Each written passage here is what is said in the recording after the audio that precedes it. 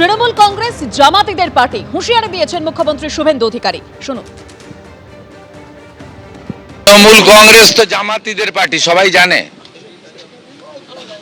অতএব জামাতিদের সঙ্গে যোগ থাকবে, এটা স্বাভাবিক। এদের বন্দে মাতরম গাইতেও অসুবিধা, যদিও আমরা বাধ্য করাচ্ছি।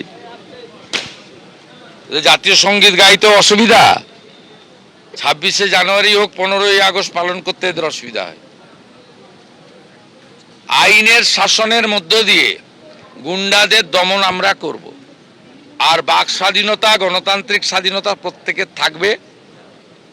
যে কেউ তার স্বাধীন মত প্রকাশ করতে পারে। সরকারি সব স্তরে কথাবার্তা বলা, আলোচনা করার সুযোগ আছে। কিন্তু এই যে শক্তি যারা সাংবাদিকদের বেছে বেছে পিটিয়েছে, নির্দয়ভাবে পিটিয়েছে, খুন করার জন্য পিটিয়েছে, এদেরকে গুন্ডা দমন আইনেই সাজা দেওয়ার ব্যবস্থা হবে। আর কুণাল ঘোষ তিনি কটাক্ষ করে বলছেন যে কলকাতায় যে শুক্রবারের মিছিল, সেখানে তৃণমূলের সঙ্গে কোনো সম্পর্ক ছিল না।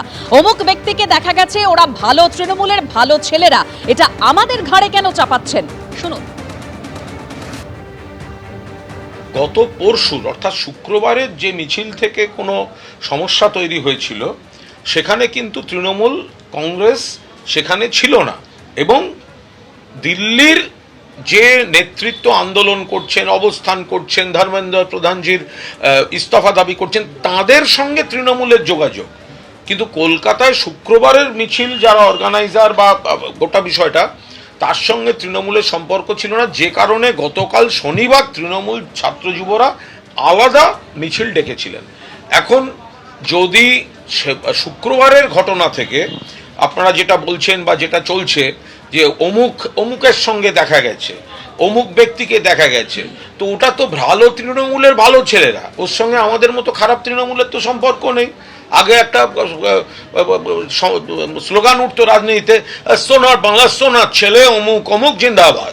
তো সেই এখন ভালো তৃণমূলের ভালো ছেলে, ভালো নেতার সঙ্গে দেখা যাচ্ছে, আমাদের ঘাড়ে চাপাচ্ছেন কেন? তারা তো বালিশপন্থী, ওটা তো বালিশদের লোকজন। তো বালিশদের লোকজন গিয়ে যদি অসভ্যতা করে থাকে, বালিশদের লোকজন যদি গিয়ে সাংবাদিকদের পিটিয়ে থাকে, অত্যন্ত অন্যায় কাজ। তো আমরা পরিষ্কারভাবে বলছি, কিন্তু দয়া করে ওটা আমরা খুব খারাপ আমাদের ঘাড়ে চাপাবেন না। ধৃত মোহাম্মদ আফরোজের সোশ্যাল মিডিয়া জুড়ে রিলস ভিডিওর ছড়াছড়ি। হাতে বন্দুক, পিছনে শাগরেদদের নিয়ে হেঁটে চলেছেন আফরোজ। যদিও বন্দুকটি আসল নাকি নকল সে বিষয়ে কিছু জানা যায়নি। সোশ্যাল মিডিয়ায় আপলোড করা একাধিক ছবি, ভিডিওতে নিজেদের মাফিয়া গ্যাং, টিম মাফিয়া বলে পরিচয় দিয়েছে এই ধৃত আফরোজ। একেবারে তার সোশ্যাল মিডিয়া হ্যান্ডেল, সেখানে যে রিলস ভিডিওর ছড়াছড়ি, সেই ভিডিওগুলো আপনারা দেখতে পাচ্ছেন, যেখানে হাতে বন্দুক রয়েছে, পিছনে শাগরেদদের নিয়ে হেঁটে চলেছেন মোহাম্মদ আফরোজ। তবে এই বন্দুক আসল নাকি নকল সে বিষয়ে কিছু জানা যায়নি। কিন্তু সোশ্যাল মিডিয়ায় যে আপলোড করা একাধিক ছবি, ভিডিও, যেখানে নিজেদের মাফিয়া গ্যাং, টিম মাফিয়া বলে পরিচয় দিয়েছে এই ধৃত আফরোজ।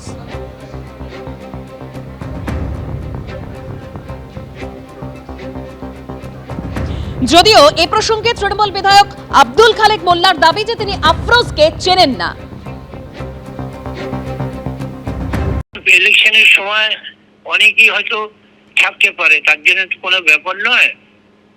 সুতরাং এটার ব্যাপারে আমার বলার কিছু নেই। আর আইনের পরে চলবে। সে যে অন্যায় করে থাকে তার যা অ্যাকশন, যা গুন্ডা দমন আইন যা প্রয়োগ হবে হবে। ছবি তো আমি এমএলএ বিধায়ক 88,000 ভোটে জিতেছি। আমার তো মিটিং থাকলে যে কোনো লোক পাশে থাকতে পারে, আমি তো কাউকে সরিয়ে দিতে পারবো না। না, আমি ওকে চিনি না, বুঝলেন না? ও তো কোনো তৃণমূলের কোনো অ্যাক্টিভ ওয়ার্কার তো নয়, এমনি হয়তো সাপোর্টার হতে পারে। ধৃত মোহাম্মদ আফরোজের সঙ্গে এই যে তৃণমূল যোগ সামনে আসছে, তা নিয়ে রাজ্যের অর্থমন্ত্রী স্বপন দাশগুপ্ত কি বলেছেন শোনাবো।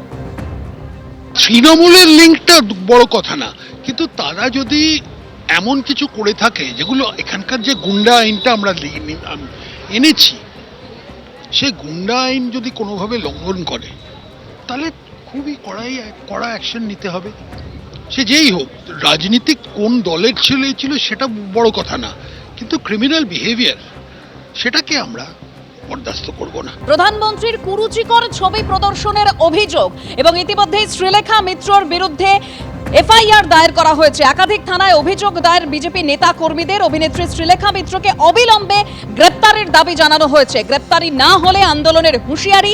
নিট প্রশ্ন ফাঁস কাণ্ডে প্রধানমন্ত্রীকে অসম্মানের অভিযোগ। আনন্দপুর থানায় অভিযোগ বিজেপি নেত্রী কেয়া ঘোষের।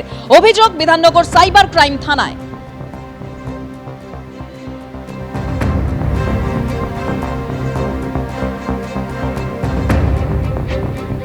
অভিযোগটা হচ্ছে শ্রীলেখা মিত্র যে কুরুচিকর ছবি, এবং ছবিটা আছে, আমরা অভিযোগের সঙ্গে জানিয়েওছি, কিন্তু দেখানো যাবে না, মানে সেই শিক্ষা আমরা পাইনি। সেই ছবি উনি ওপেন প্ল্যাটফর্মে প্রতিবাদের নামে এই বাদনামিগুলো উনি করেছেন, এবং তাকে গ্রেপ্তারের দাবি জানিয়ে আজকে আমাদের এফআইআর, এবং সোজাসুজি এফআইআর করেছি। আমি অনুরোধ করেছি যিনি কর্তব্যরত অফিসার ছিলেন যে ওনাকে অবিলম্বে গ্রেপ্তার করতে হবে। গ্রেপ্তার থেকে নিচে কোনো রকম দেখে নেওয়া, করে দেওয়া, এগুলো আমরা মানব না।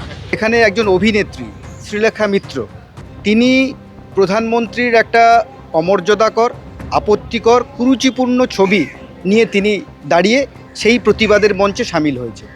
তা কলাকুশলীরা অবশ্যই প্রতিবাদ করবেন, প্রতিবাদের এটা সাংবিধানিক অধিকার, কিন্তু সেই সংবিধানকে মান্যতা না দিয়ে যেখানে ভারতবর্ষের একজন যশস্বী প্রধানমন্ত্রী সাংবিধানিক একটা বড় দায়িত্বে আছেন, সেখানে তার ছবি নিয়ে একটা কুরুচিপূর্ণ, অমর্যাদাকর, আপত্তিকর, দৃষ্টিকটু একটা ছবি নিয়ে যদি একজন অভিনেত্রী দাঁড়িয়ে থাকেন, সেই ক্ষেত্রে আমাদের একটা অভিযোগ থাকেই, এবং এটা নিয়ে আমরা বিধাননগর সাইবার পিএসে একটা অভিযোগ করলাম।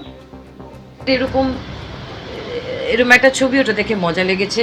ওই কতগুলো ছেলে যাচ্ছিল, তারা প্রতিবাদে তারা পোস্টার দিয়ে করেছে, ছবি তুলতে এসেছিল, পোস্টারটা হাতে নিয়ে ছবি তুলেছে। আর দেখিও নি পোস্টারটাকে ঘুরিয়ে, সময় ছিল না, কারণ পুলিশের লাঠিচার্জ হচ্ছে। এবিপি আনন্দ, এগিয়ে থাকে, এগিয়ে রাখে।